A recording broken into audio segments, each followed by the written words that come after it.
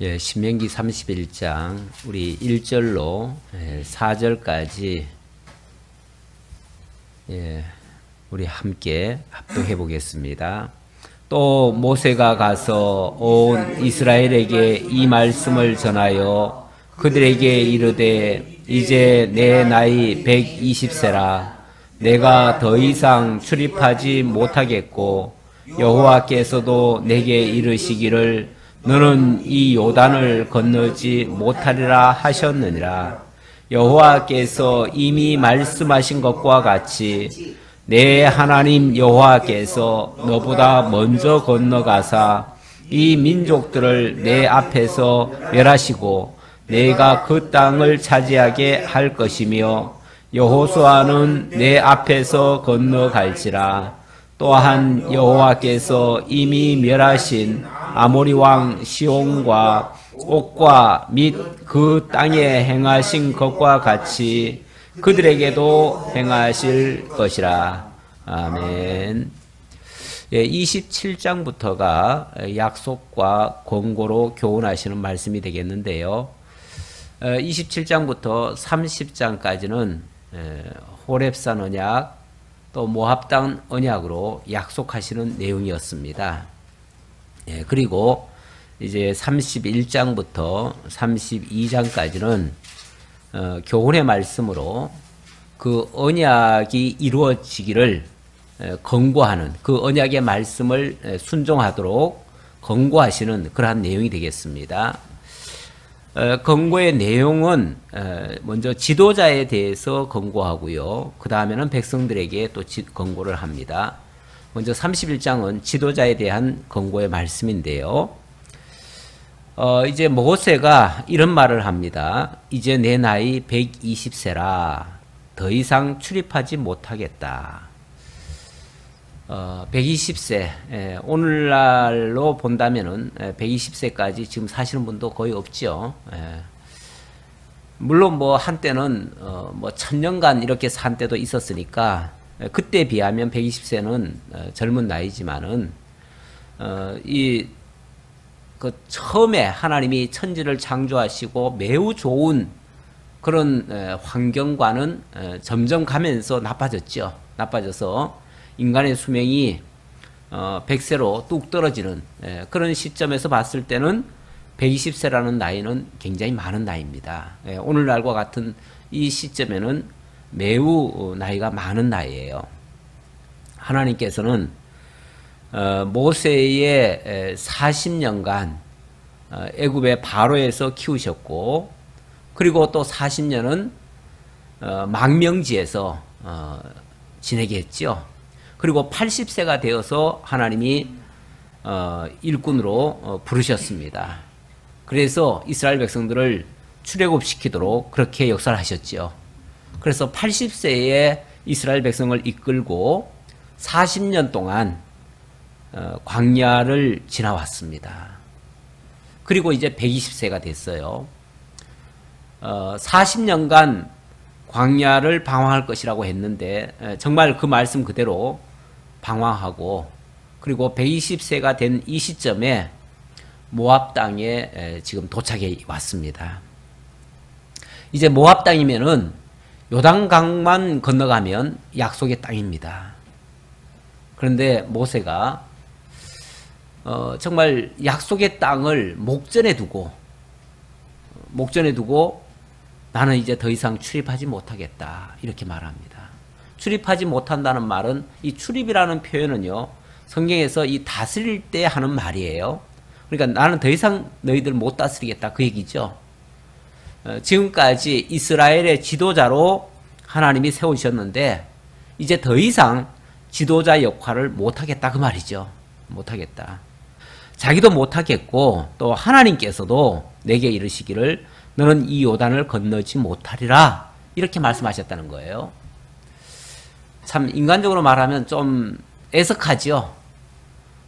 그렇게 고생해가지고 약속의 땅을 목전에 두고 하나님이 너는 이 요단을 건너지 못한다. 앞에서 이미 나왔는지 뒤에 나오는지 모르겠는데 하나님이 모세 보고 산에다가 산 위에 올라가게 하지요. 올라가게 해서 그 땅을 바라보게 해요. 모세가 기도를 합니다. 하나님, 정말 저 땅을 향해서 우리가 여기까지 달려왔는데 저도 저 땅을 가보고 싶습니다. 그런데 하나님께서 너는 여기서 죽으라 그래요. 너는 여기서 죽으라. 참 인간적으로 얼마나 애달픈 소리예요. 다 왔는데, 목전까지 왔는데. 그런 거 보면 하나님께서는 사명이 다 하면은 데려가십니다. 모세의 사명은 여기까지예요. 인간적으로는 좀 안타깝지만 어쨌든 모세로서는 자기 사명을 다 한 거예요. 자, 그리고 3절에 봅시다. 여호와께서 이미 말씀하신 것과 같이 내 하나님 여호와께서 너보다 먼저 건너가사 이 민족들을 내 앞에서 멸하시고 내가 그 땅을 차지하게 할 것이며 여호수아는 내 앞에서 건너갈지라. 자, 모세 보고는 너는 이제 사명 끝났다. 너는 여기까지다. 너는 이제 더 이상 출입하지 말아라. 이렇게 얘기를 해놓고는 너보다 앞서서 이제 너희 이 백성들 앞서서 하나님이 먼저 저 약속의 땅으로 들어가실 것이다. 그리고 또 여호수아가 너희들 앞에서 건너갈 것이다. 이렇게 얘기를 합니다. 그러니까 이 말은 이제 다음 너희들을 이끌 지도자는 누구다? 여호수아다 그 말이죠. 그리고 여호수아에 앞서서 누가 먼저 들어가신다고요? 하나님이 들어가신다는 거죠. 약속의 땅을 들어가는데 여호수아 보고 네가 들어가라가 아니라 하나님이 먼저 들어가시는데 여호수아도 들어가게 될 것이다. 그 얘기잖아요. 그러니까 하나님이 먼저 들어가셔서 여호수아를 그쪽으로 이끄신다는 얘기죠. 그러면 백성들은 그 여호수아를 따라서 들어가는 거죠. 그러니까 실제로 그 땅으로 들어가게 하시는 분은 여호와셔요. 여호와신데 이 여호수아를 지도자로 세워서 여호수아가 이 약속의 말씀을 믿고 들어가게 만들고 백성들은 그를 쫓아서 들어가도록 이렇게 하는 거죠. 순서적으로 그렇게 되는 거죠. 예. 자, 그러면서 또한 여호와께서 이미 멸하신 아모리 왕 시온과 옥과 및 그 땅에 행하신 것과 같이 그들에게도 행하실 것이라. 그러면서 그 땅이 지금 빈 땅입니까? 가나안 7족속이 살고 있습니까? 지금 살고 있어요. 살고 있는 땅에 들어가게 되면 당장 뭐가 되죠? 그 땅 사람들과 부딪힐 거 아니에요. 부딪힐 때에 이미 여호와께서 멸하신 아모리 왕 시온과 옥과 그 땅에 행하신 것과 같이 할 것이다. 이렇게 얘기를 해요. 그러니까 하나님께서 이미 요단 동편 땅, 지금은 모압 땅에 와 있지만 모압 땅 그 위쪽으로 바산과 옥이라고 하는 나라가 있었어요. 근데 그 나라 백성들까지 하나님께서 다 쳐서 멸하도록 하셨어요. 그리고 요단 동편 땅을 두 지파 반에게 이미 분배까지 해줬어요. 예. 그래서 지금 어떻게 보면 좀 안정된 가운데 살면서 지금 약속의 땅으로 들어갈 준비를 하고 있는 거예요. 그러니까 어찌 보면 이거는 여기는 원래 약속지가 아니에요. 이 요단 동편 땅은 약속지가 아닌데 먼저 차지하게 했어요. 이거는 어찌 보면 보너스 같은 거예요. 보너스 같은 거고 저는 보너스라는 개념보다는 오히려 하나님께서 먼저 맛보기로 보여준 거 아닌가 이렇게도 보여져요. 예. 만약에 대적이 너희들을 건드리기만 하면 하나님께서 그들을 다 쳐서 멸하실 것이다. 그러니까 아무도 너희들 앞을 가로막을 자 없다. 이걸 보여준 거예요. 사실 이 요단 동편 땅은 차지하고 싶어서 차지했습니까? 아니에요. 예, 그들이 이스라엘이 자기네들 가까이 오니까 못 들어오게 하려고 가로막고 대적을 해왔어요. 그러니까 치신 거예요. 그러니까 이스라엘을 가로막는 자는 누구든지 이렇게 망한다라는 걸 하나님이 보여준 거예요. 그걸 통해서 하나님만 믿고 나아가면 되겠구나라는 거를 알게 하신 거죠. 그래서 이스라엘 백성들로 하여금 믿음을 갖게 한 거죠. 그런 일을 통해서. 그래서 하나님이 먼저 맛보기로 보여준 거예요. 누구든지 너희들을 괴롭히는 자는, 너희들을 대적하는 자는 하나님이 이렇게 다 진멸할 거야. 그러니 저 약속의 땅도 그냥 하나님만 믿고 나가면 돼. 그 말이죠. 그걸 지금 보여준 거죠.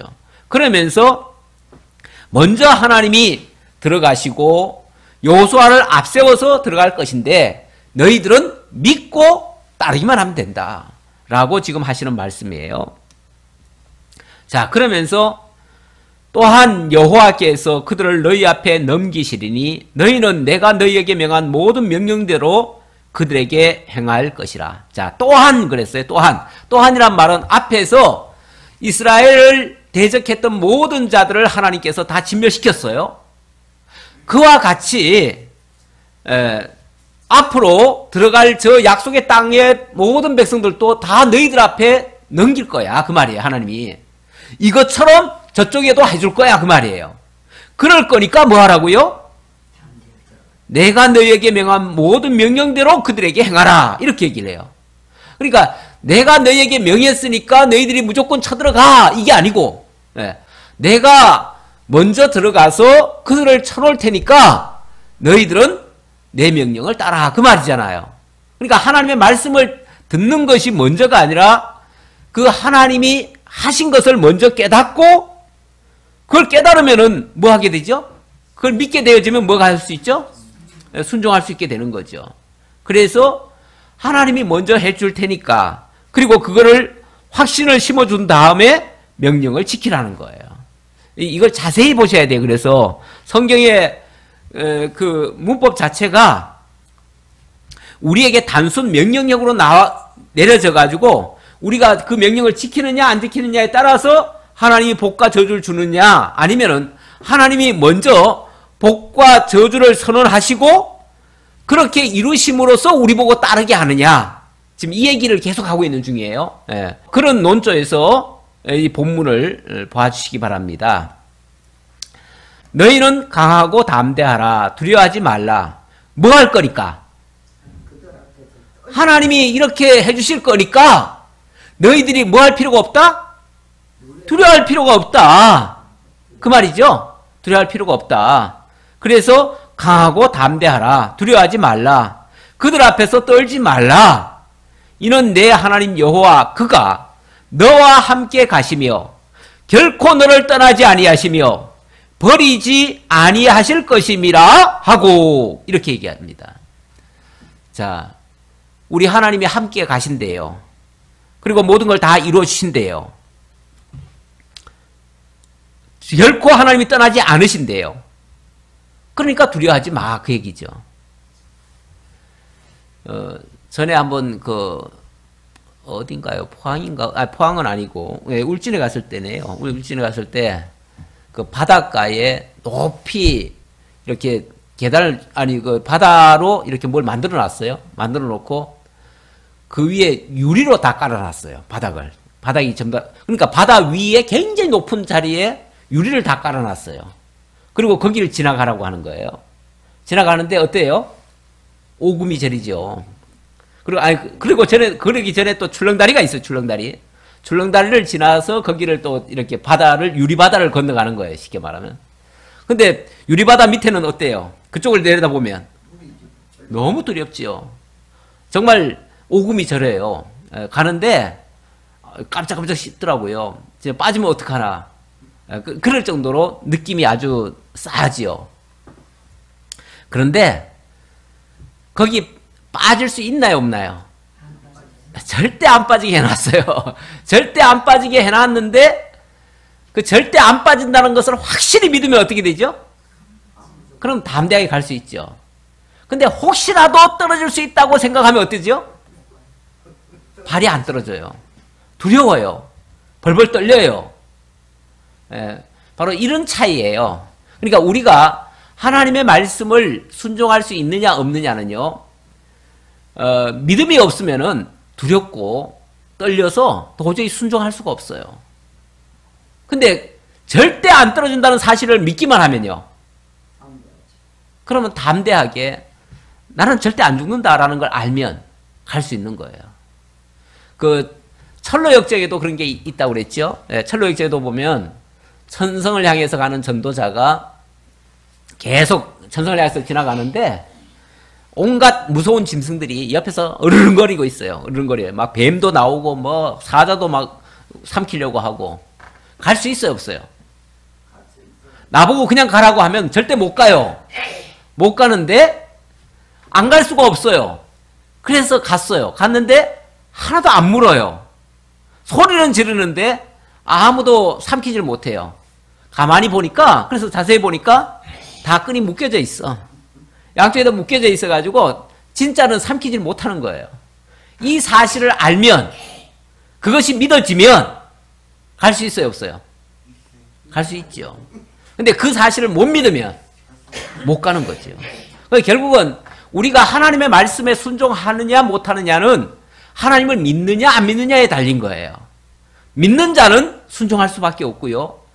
믿지 않으면 천하 없어도 순종 못해요. 그러니까 우리가 하나님이 안 믿어지니까 사람들이 예수를 못 믿는 거예요. 하나님의 존재가 안 믿어지니까 이 성경의 말씀도 안 믿어지는 거예요. 그러니까 하나님의 말씀을 따를 수가 없어요. 그러나 그 하나님의 존재가 확인이 되어지든지 믿어지든지 하게 되어지면 그 말씀을 따라갈 수가 있는 거예요. 여기 강하고 담대하라는 것도, 우리가 두려워하지 않을 수 있는 것도 그 하나님이 우리와 함께 가시고, 하나님이 가지도 않으시면서 얘들아 약속의 땅 내가 약속했으니까 들어가 이러면은 들어갈 수 있어요, 없어요? 못 들어가죠. 못 들어가는데 하나님이 함께 가신대요. 함께 가시니까 갈 수 있는 거예요. 또 뿐만 아니라 결코 너를 떠나지 아니하시며 버리지 않는다. 우리가 예를 들어서 부모하고 같이 가다가도 막 무서운 짐승이 나오면은 그 부모도 겁이 나면은 도망갈 거 아니에요. 그러면 자기가 잡혀 먹히죠. 그 동물의 세계 보니까 이 무리 지어서 다니는 짐승들 있잖아요. 근데 거기 새끼들도 같이 따라다녀요. 같이 따라다니는데 그 어미들이 같이 있을 때는 안전하지요. 그래서 아무 걱정 없이 가는데 큰 뭐 사자나 이런 것들이 나타나니까 그 어미들도 다 도망가더라고요. 어미들 다 도망가니까 뭐가 돼요? 새끼들은 꼼짝없이 죽는 거죠. 그래서 어미가 만약에 힘이 없는 존재면은 그 새끼도 안전하지 않아요. 그런데 우리 하나님이 내가 결코 너를 떠나지 않고 너를 버리지 않는다. 어떤 경우에도 너를 안고 있다. 그러면 안전한 거죠. 그러면 어디라도 갈 수 있는 거죠. 주님이 가시는 곳이면 어디든지 갈 수 있는 것이죠. 그래서 담대할 수 있다. 모세가 여호수아를 불러 온 이스라엘의 목전에서 그에게 이르되 너는 강하고 담대하라. 너는 이 백성을 거느리고 여호와께서 그들의 조상에게 주리라고 맹세하신 땅에 들어가서 그들에게 그 땅을 차지하게 하라. 자, 모세가 여호수아를 불러서 이렇게 한다고 그랬죠. 지금 모세는 자기 사명이 다 끝난 것을 압니다. 하나님께서 그리고 여호수아를 다음 지도자로 세우라고 말씀하셨습니다. 그래서 여호수아를 다음 지도자로 세워서 그 지도자에게 지금 권고하는 내용이에요. 네. 자, 그런데 여호수아한테 뭐라고 지금 권고를 하느냐 하면 이스라엘의 목전에서 그에게 이르되 너는 강하고 담대하라. 먼저 지도자부터 강하고 담대하라고 이야기를 합니다. 사실 지도자가 약하면요, 지도자가 흔들리면요, 백성들은 아무것도 아닌 거예요. 지도자 한 사람이 뭐 대수냐라고 생각하지만 지도자가 정말 강건해야 됩니다. 만약에 지도자가 흔들려 버리면요, 전체 백성들은 다 흔들려 버려요. 그런 측면에서도 사실 이 땅에서도 한 나라의 지도자를 위해서 하나님이 기도하라고 그러죠. 우리 성경에서도 이 세상 나라 지도자를 위해서도 기도하라고 합니다. 그 지도자가 경고해야만 어쨌든 우리도 안전할 수 있다는 거예요. 이 세상 나라도 하나님께서 그 세상 지도자들을 그냥 세운 게 아니에요. 지도자들을 통해서 이 교회를 보호하시기도 하고 우리의 신앙을 보호하시기도 합니다. 그런 의미에서 지도자를 위해서 우리가 기도할 필요도 있습니다. 그런데 이 정치가들은 자기들의 그 어떤 목적을 위해서 지도자들을 흔들어야지요. 자기네들의 이득을 위해서 흔들지요. 흔들 때 자칫하면 우리 백성들도 같이 거기에 휩쓸릴 수 있어요. 그런데 그런 일은 참 우리가 해서는 안 될 일들입니다. 잘하든 못하든 어쨌든 지도자가 있어야 됩니다. 지도자가 없으면 나라는 위기에 빠지고 그러면 우리의 신앙도 함께 위기에 빠질 수 있습니다. 그래서 제일 먼저는 지도자가 강하고 담대해야 된다. 물론 여기는 신앙의 지도자지요. 이스라엘 백성, 바로 선민들의 지도자지요. 선민들의 지도자가 강하고 담대해야 된다. 그 얘기를 합니다. 그러면서 하나님이 너희에게 반드시 그 땅을 주신다는 것을 다시 한번 상기를 시킵니다. 너는 강하고 담대하라. 너는 이 백성을 건드리고 여호와께서 그들의 조상에게 주리라고 맹세하신 땅에 들어가서 그들에게 땅을 차지하게 하라. 지도자가 어쨌든 이 사명을 가지고 백성들을 이끌어야 되는 그러한 위치에 서 있기 때문에 그 지도자에게 먼저 담대함을 요구하는 겁니다.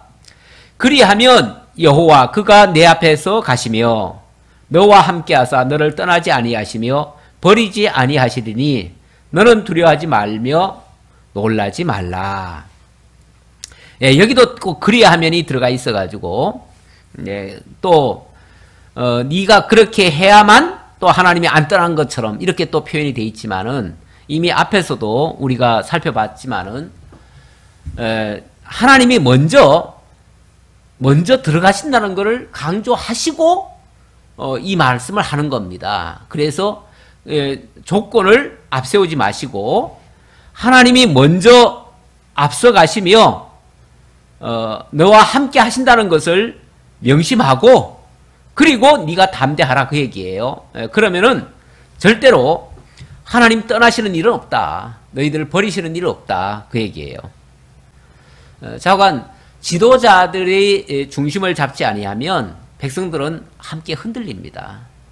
백성들은 지도자의 영향을 많이 받습니다. 잘하든 못하든 지도자는 지도자인 거예요. 우리 축구 그 선수들 보시면은 뭐 감독이 때로는 마음에 안 들기도 하고 왜 저렇게 하나 싶기도 하지만은 어쨌든 그 감독이 없으면요, 그 선수들은 자기들 하고 싶은 대로 해요. 자기 멋대로 해요. 그렇게 되어지면 결국은 정말 배가 산으로 가듯이 엉뚱한 데로 가게 됩니다. 그래서 어쨌든 그 영양껏 하긴 하지만은 어쨌든 전체를 컨트롤할 수 있고 앞장서서 하는 자가 있어야 되는 것이고요. 그 지도자는 어떤 경우에도 두려워하지 않고 강하고 담대함으로 그 전체를 이끌어 가야만 됩니다. 자, 9절입니다. 9절부터 13절에서는 여기서는 이제 다른 지도자 제사장과 장로들에게 하시는 말씀입니다. 제사장과 장로들도 지도자지요. 지도자인데 다 이 여호수아의 말을 따라서 해야 되는 거죠. 어찌 보면 하나님께서 여호수아를 최고 지도자로 세워놓고 여호수아를 모세 대신 자리에 앉힌 거 아니에요? 그러니까 모세 역할을 지금 여호수아가 하는 것이고요. 그리고 나머지 제사장이나 장로들은 그 여호수아의 또 말씀을 받들어서 그렇게 또 따라가야 되는 거죠. 그런데 역할은 분명히 분담을 시킵니다. 무슨 역할이냐면 하나님의 율법의 말씀을 고이 간직을 하고, 제사장들은 간직하는 사람들이에요. 그 율법의 말씀을 제사장들은 보존하고 그것을 또 어깨에 메고 가져가기도 하고 이렇게 하죠. 그래서 말씀을 보존하는 것은 제사장의 몫이고 그것도 그 말씀을 선포하는 역할은 또 장로들이 하는 것 같아요. 그래서 그 역할을 각각 맡기는 내용이 되겠습니다.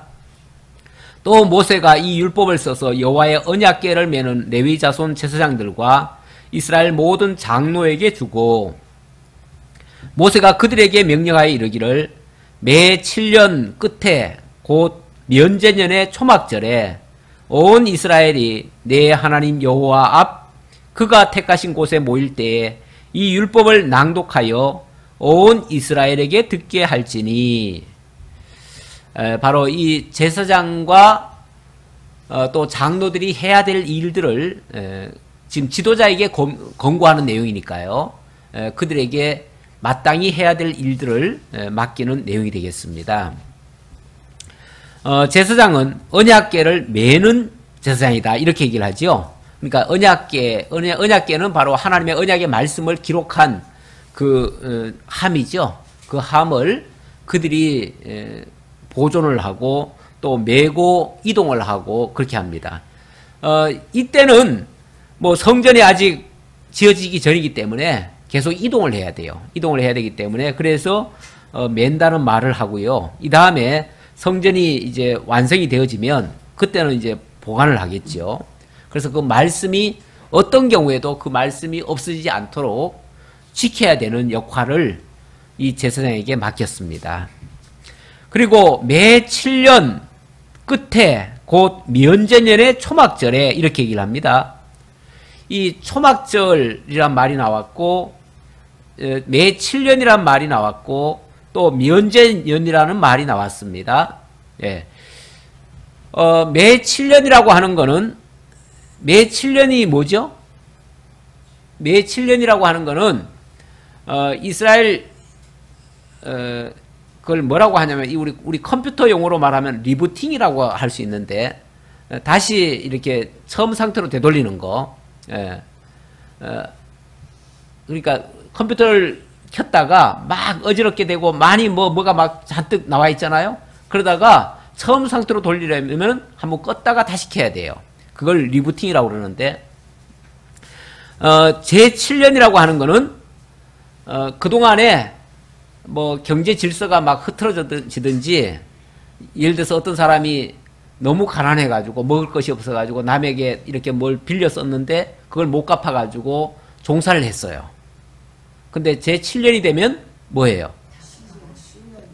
7년마다 그거를 탕감을 해줘요. 그래서 매 7년마다 이스라엘 백성들에게는 모든 것이 처음 상태로 돌아가는 거예요. 그걸 면제년이라고 그래요. 면제년. 그래서 면제해주는 해다 그 말이죠. 그리고 그 초막절에 그랬는데 초막절이라는 것은 초막절은 매년 7월 15일 날 그날 수확을 거둡니다. 그리고 이스라엘 백성들이 출애굽해가지고 광야에 머물던 것을 기억하면서 구원받은 이후에 광야에 머문 거, 광야에는 사실은 좀 고통스러운 때이긴 하지요. 그러나 거기서 또 작은 수확이지만 거둬서 거기서 그러니까 세상적으로 말하면은 다 놔두고 나왔잖아요. 놔두고 나왔지만 그래도 그 광야에서 자유를 얻고 그 초막에서 거할 수 있었던 그런 날이거든요. 그런 날을 기념하는 날이에요. 그리고 이 날을 다른 말로는 장막절이라고도 하는데, 예, 어찌 보면 뭐 추수감사절 같은 개념이에요. 추수감사절 그런 개념인데, 그래서 이스라엘 백성들이 그 어떤 수확을 거둔 다음에 그리고 일부러 장막에 집이 나중에 있더라도 집에 살지 아니하고 일부러 바깥으로 나옵니다. 그래가지고 초막을 지어놓고 그 초막에 지내면서 자기들을 광야를 거쳐서 구원해 주신 하나님을 기억하고 하나님께 영광을 돌리는 그런 날이에요. 이렇게 제7년 면제년과 초막절이 겹쳤을 때, 두 가지가 겹쳤을 때를 얘기하는 거예요. 그 겹쳤을 때 그때는 온 이스라엘 백성들이 모두 다 한 곳에 모입니다. 이거는 이제 나중에 약속의 땅에 들어갔을 때 얘기죠. 들어갔을 때 모두 한 자리에 모이게 되어지면 그때 이 장로들이 나와가지고 뭘 합니까? 백성들한테 율법을 낭독하라는 거예요. 이 율법을 낭독하여 온 이스라엘에게 듣게 할지니 곧 백성의 남녀와 어린이와 내 성읍 안에 거류하는 타국인을 모으고 그에게 듣고 배우고 내 하나님 여호와를 경외하며 이 율법의 말씀을 모든 말씀을 지켜 행하게 하고. 자, 그렇게 읽어 들리게 하는 이유는 뭐겠어요? 당연히 그들로 하여금 듣고 배워서 하나님 경외하는 법을 배우게 하려고 그러는 거죠. 하나님 경외하며 살게 하려는 것이죠. 그러면서 또 너희가 요단을 건너가서 차지할 땅에 거주할 동안에 이 말씀을 알지 못하는 그들의 자녀에게 듣고 내 하나님 여호와 경외하기를 배우게 할지니라. 이걸 계속 전해야만 그 백성들이 다시 한번 상기할 거 아니겠어요? 최소한 이건 최소한이겠죠. 최소한 평소에도 늘 사실은 전해야 됩니다. 근데 평소에는 그 부모들을 통해서 자녀들에게 교육이 되어집니다. 하지만은 이때는 근데 이게 이제 세월이 좀 지나면요, 이 부모가 자식들한테 전하는 거는 한계가 있어요. 왜냐하면 기억에 의해서 전하잖아요. 근데 이 기억이라고 하는 건 점점 흐려지잖아요. 그렇게 되어지면 한 7년쯤 지나고 나면은 무슨 일이 발생할까요? 처음에 가르쳤던 내용이 아마 많이 흐려질 거예요. 그렇게 되어지면 다시 한번 그 말씀을 다시 한번 읽어주는 거죠. 전체한테 다 읽어주는 거죠. 다 읽어주면 그동안 혹시라도 조금 변질됐든지 조금 뭐 달리 이렇게 증거됐던 것들이 다시 한번 새롭게 확증이 되어지죠. 그래서 하나님의 말씀이 약간씩 틀어졌다가도 다시 교정되는 이런 일이 만들어지겠죠. 제가 아까 리부팅이란 말을 썼는데 컴퓨터 용어로 그렇게 했는데 그것이 다 새롭게 하는 거예요. 새롭게. 처음 상태로. 처음에 가장 완벽하고 가장 깨끗하고 군더더기가 없고 정말 정직한 그 모습 그대로 그렇게 탈바꿈을 시키는 일이 매 7년마다 한 번씩 하라는 거예요. 그래서 원래 그 면제년이라고 하는 그 제도 자체는 얼른 생각하면 뭐 그동안 뭐 막 그 생활하다가 어렵게 됐을 때 그래서 빚을 졌거나 이런 것들을 탕감해주고 뭐 이런 거에만 초점을 맞추잖아요. 근데 가만히 보면 그게 목적이 아니에요. 그런 기회를 통해서 하나님의 말씀을 새롭게 하라는 거예요. 하나님의 말씀을. 우리도 성경을 차근차근 이렇게 가르치다 보면은 성경 전체를 가르치는데 한 7년 정도 걸릴 것 같다고 제가 생각이 듭니다. 제가 그동안 한 7년쯤 지나면은 또 다시 처음으로 다시 돌아가서 이렇게 하고 내가 일부러 그렇게 한 건 아닌데 대략 그런 것 같아요. 대략 그렇게 해서 한 7년 정도 뭐 꼭 그런 건 아니지만은 대략 그렇습니다. 그 정도 지나면은 그동안 배웠던 것을 다 흐려지죠. 배웠던 것이 어느 정도 흐려지죠. 흐려지는데 다시 또 하게 되어지면 또 새롭게 들려지죠. 그렇게 해서 다시 한번 또 확인을 시켜주는 그렇게 되어지면 아마 그 배운 것이 그게 밑거름 역할도 하고 다시 거기서 싹이 나고 또 자라게 하는 역할도 하고 또 더 성장시켜주는 역할도 하고 이렇게 자라가는 그런 것을 아마 반복적으로 할 것 같아요. 그래서 말씀을 우리가 한번 들은 것으로 다 안다라고 할 수는 없어요. 어떤 경우에도 아무리 천하 없이 똑똑한 사람이라도 한 번 듣고 다 할 수는 없습니다. 그래서 반복적인 교육이 필요한데 이스라엘 그 제도에서도 하나님께서 이런 식으로 면제년을 만들어가지고 제7년 면제년을 만들어가지고 그리고 어떤 특정한 날이 있어야 되니까 그 날은 바로 초막절이라고 하는 것을 기념해서 초막절은 어차피 모든 백성들이 자기 집에서 다 나오는 날이거든요.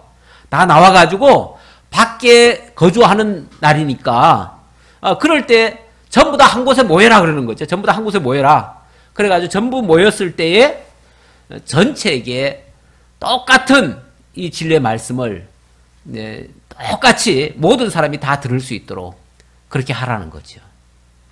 굉장히 체계적인 그런 교육의 말씀이다. 이렇게 이해할 수도 있겠습니다. 지금 이 31장과 32장이 그 교훈의 말씀으로 권고하는 내용 아니겠어요? 그러니까 하나님께서 이스라엘 백성들이 정말 하나님의 자녀답게, 하나님의 선민답게 합당하게 살아가는 그 내용을 이제 약속의 말씀을 근거로 해서 교훈을 하고 그렇게 해서 나중에 그 복에 참여할 수 있도록 그렇게 만드시는 내용이 되겠습니다. 자, 14절부터 또 계속해서 봅시다. 14절로부터 22절의 말씀은 이스라엘이 장차 언약을 어기고 재앙받을 것을 예고하는데요. 이렇게 체계적으로 말씀이 계속 교육이 잘 이루어지고 그것을 잘 간직하면 얼마나 좋겠어요. 그런데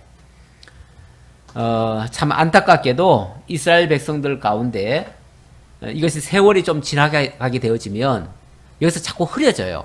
흐려지다가 나중에 가서는 하나님의 그 저주하신 약속, 그 저주의 약속에 걸리게 되는 거죠. 걸리게 돼서 결국 재앙을 받게 될 수도 있다라고 하는 그런 경고의 말씀이 되겠습니다.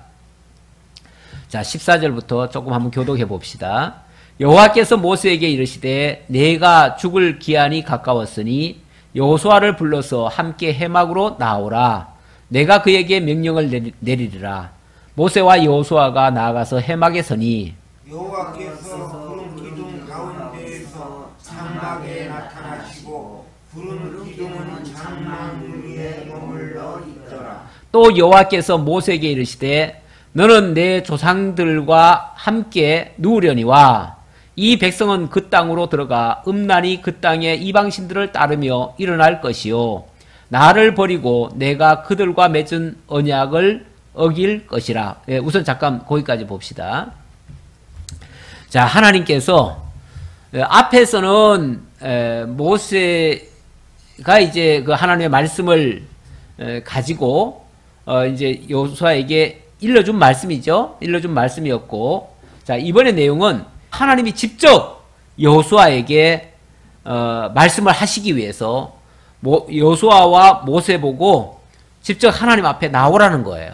그래서 두 사람이 함께 하나님 앞에 섰습니다. 섰을 때에 여호와께서 구름 기둥 가운데서 나타나셨다 그럽니다.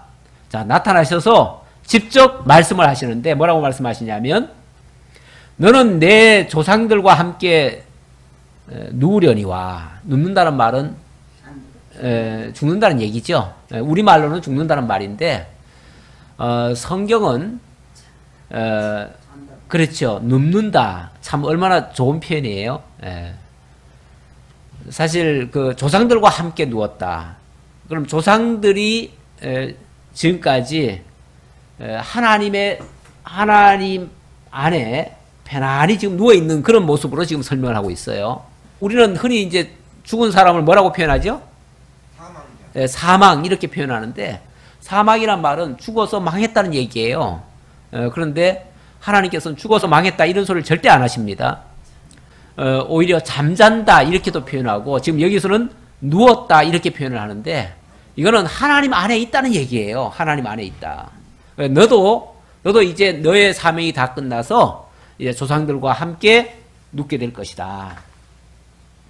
자, 그런데 어쨌든 모세가 떠나게 되어지면 모세와 같은 그 막강한 그런 권한으로 이스라엘 백성들을 지도했던 그런 지도자가 지금 사라지는 거 아니겠어요? 강력한 지도자가 사라지면요 아무래도 부작용이 좀 나올 수가 있습니다. 백성들이 절대적으로 순복을 하다가 그런 어떤 막강한 권세자가 만약에 떠나가게 되어지면요 사람들은 은연중에 새로운 지도자가 나타나도 새로운 지도자를 그렇게 적극적으로 따르질 못합니다. 그렇게 적극적으로 따르려면 언제까지 가야 따를 수 있냐면 모세가 보여줬던 그 막강한 능력들을 보아야만 돼요. 보아야만. 사람은 어쨌든 능력이 안 보이면 그만한 신뢰를 안 줘요.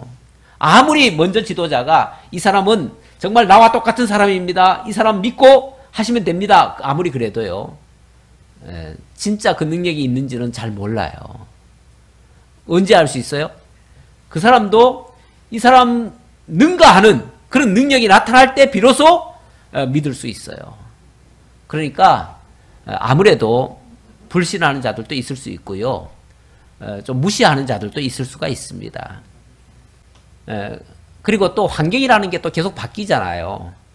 열악한 환경 속에서 예를 들어서 광야 같으면은 광야는 솔직히 말하면 자기 마음대로 하고 싶어도 할 수 없는 환경입니다. 예를 들면 모세가 마음에 안 들어요. 그래서 나는 더 이상 모세 못 따라가겠다. 그리고 만약에 모세가 가자 해가지고 길을 출발했는데 안 따라가면 어떻게 되죠? 안 따라가면 꼼짝없이 광야이기 때문에요. 사막이기 때문에 죽어요. 근데 따라가면요. 따라가면 거기에는 구름기둥, 불기둥이 있어가지고 그냥 안전하게 가는 거예요. 그런데 안 따라가면은 그대로 죽는 거예요. 그래서 광야라고 하는 그 조건은요.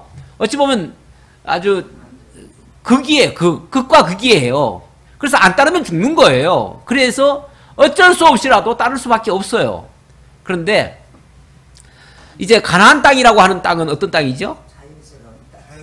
가나안 땅은 너무 풍요로운 땅이에요. 거기에 비하면. 너무 풍요롭기 때문에 거기 가면 내 하고 싶은 게 너무 많아요. 내 좋은 게 너무 많아요. 굳이 지도자 안 따라가도 내가 누릴 게 너무 많아요. 그렇게 되어지면 은연중에 인간은요. 만약에 두 가지 선택권이 있으면은요. 자기 좋은 쪽으로 가기가 쉬워요.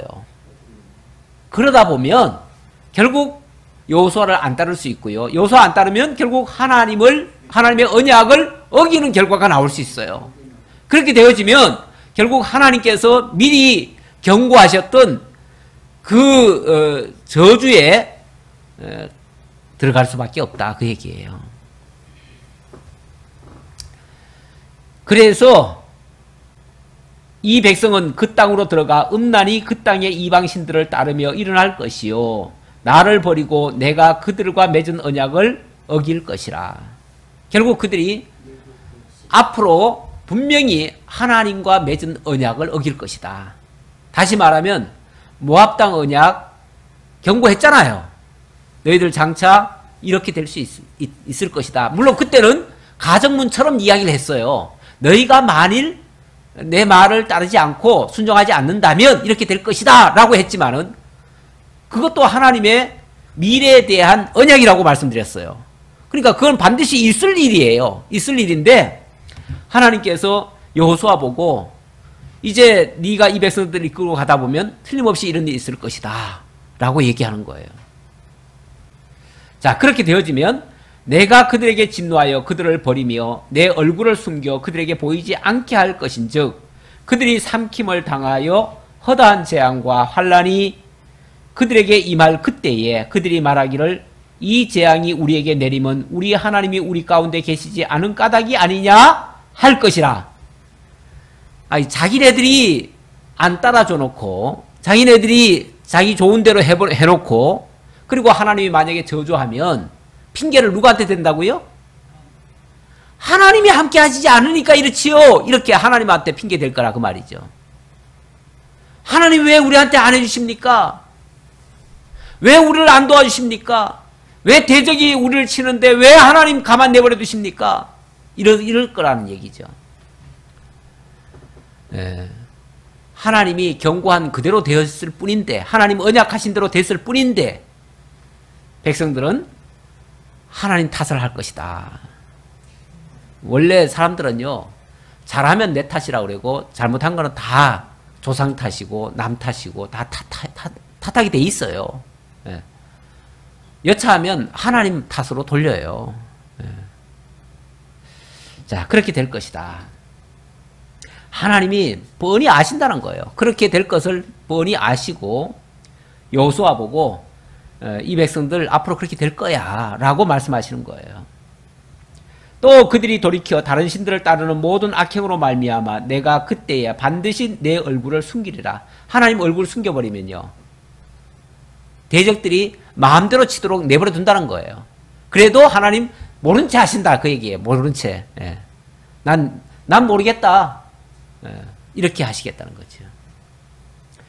그러므로 이제 너희는 이 노래를 써서 이스라엘 자손들에게 가르쳐 그들의 입으로 부르게 하여 이 노래로 나를 위하여 이스라엘 자손들에게 증거가 되게 하라. 증거가 되게 하라.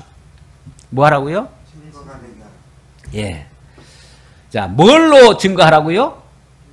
이스라엘 자손들에게 예, 노래를 지어서 이 노래를 가지고 앞으로, 그러니까 지금부터 여호수아 보고 그러는 거예요. 네가 이런 노래를 지어라. 이런 노래를 지어가지고 이스라엘 백성들로 늘 부르게 해라. 그 노래의 내용이 뭐겠어요? 이 백성들이 하나님을 떠나다가 이런 저주를 받는다네. 예를 들어서 그런 노래라는 거죠. 가사가. 그런 가사를 노래로 지어서 부르라는 거예요. 그러면은 자기네들은 그냥 뭐 좋은 노래라고 불렀겠죠. 부르겠죠. 근데 나중에 가면 어떻게 되겠어요? 실제 그런 일이 있을 거예요. 그런 일이 있으면, 아, 그때 이런 노래를 부르라고 하더니 그 노래대로 됐네? 이렇게 될 거 아니에요. 노래대로 됐네? 결국 그 노래도 하나님의 뜻을 마치 언약하신 것처럼 그렇게 기록해가지고 증거하게 한 거죠. 증거하게 해서 나중에 우리가 하나님을 떠나서 하나님이 이렇게 진노를 하셨다. 그러니까 누구 탓을 못하고 결국 자기들의 잘못으로 인해 가지고 하나님의 말씀대로 되어진 것을 깨닫도록, 그렇게 해서 그 말씀대로 되어졌으니까 결국 하나님은 어떤 분이라는 거예요? 하나님은 말씀대로 이루시는 분이구나 라는 걸 깨닫고 그제서라도 뭐 하라고요? 회개하고 하나님 경외하고 하나님께로 나오라고, 그렇게 하라는 거예요. 그게 어찌 보면 지금으로 말하면 그게 성경과 같은 거예요. 노랫말로 기록했지만 그 노랫말도 결국은 하나님의 뜻을 거기다 담아놓은 거니까 그게 성경인 거예요. 성경이 뭐 다른 게 아니에요. 아까 율법서는 매 7년마다 한 번씩 부르라고 그랬잖아요. 그러니까 그거는 텀이 굉장히 길어요. 길어가지고 물론 다시 한번 상기시켜 주는 것까지는 좋은데 그때 바로바로 깨닫지를 못해요. 그런데 이 노래라고 하는 거는 언제나 부를 수 있잖아요. 언제나 부르게 해가지고 그걸로 하여금 아마 모일적마다 그 노래를 불렀을 거예요. 오늘날로 말하면 찬송가처럼 할 거예요. 찬송가처럼. 그렇게 부르면은 그 찬송가를 부를 적마다 생각나는 거죠. 그리고 그런 일이 발생하게 되면 그 말씀대로 되어졌다는 것을 기억하게 되겠죠. 우리 하나님 정말 빈틈없으신 분이십니다. 빈틈없이 말씀하시고 미리 예언하시고 심지어는 노래로 지어서 부르게도 하시고 또 그대로 역사가 이루어지게 만드시고, 그래서 하나님 살아계심을 오고 오는 세대들에게까지 계시하시고, 그래서 언제나 하나님이 살아계신 여호와시고 자기들과 함께 하시는 여호와시고, 그래서 그 하나님만을 우리가 경외하며 섬기며 또 그 영광을 깨닫고 찬양해야 된다는 것을 늘 발견하도록 그렇게 인도하시는 분이십니다. 기도하겠습니다. 아버지 하나님 감사합니다. 하나님이 우리를 끊임없이 지키시고 섭리하시고 인도하시고 또 하나님 은혜의 영광을 깨달아서 찬양케 하시는 살아계신 여호와이심을 저희들에게 알게 하십니다. 아버지 하나님, 이 믿음 가지고 여호수아가 하나님이 먼저 가셔서 모든 일을 다 해주신다는 사실을 깨달았을 때에 두려워하지 않고 강하고 담대하게 주어진 사명 잘 감당했습니다. 오늘날 우리도 하나님의 살아계심을 확인하고 하나님이 먼저 앞서가시며 모든 일을 하신다는 것을 깨달을 때에 우리도 담대하게 이 세상을 이기고 또 나를 이기고 모든 것을 이겨갈 줄 믿습니다. 그러한 믿음으로 하나님 경외하며 살아갈 수 있는 참된 지혜자들 다 되도록 함께해 주옵소서. 베풀으신 은혜 감사드리옵고 예수님의 이름으로 기도하옵나이다. 아멘.